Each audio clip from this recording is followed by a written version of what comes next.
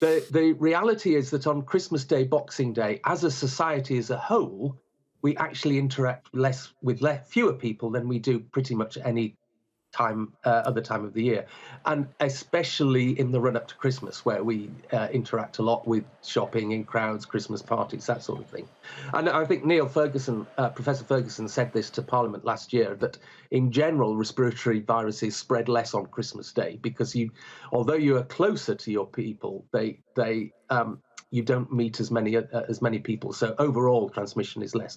But you're quite right. If one of those people that you're with is vulnerable, if they've not been vaccinated, particularly if they're not vaccinated and vulnerable, then clearly there is a risk to them, and you do have to consider that when you are making your plans. The infection with coronavirus is initially what we call a mucosal infection, an infection of the lining of the nose and throat.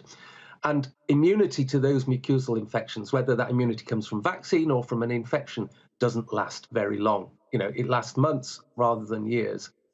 And so that at some point, we have to determine the balance of how we cope with this going forward. And ultimately, as many people have said, this will be just another cause of the common cold, and we won't be having this sort of discussion anymore. But we're still some way before we get there. So whether we need a fourth booster, Israel is rolling out the 4 booster doses.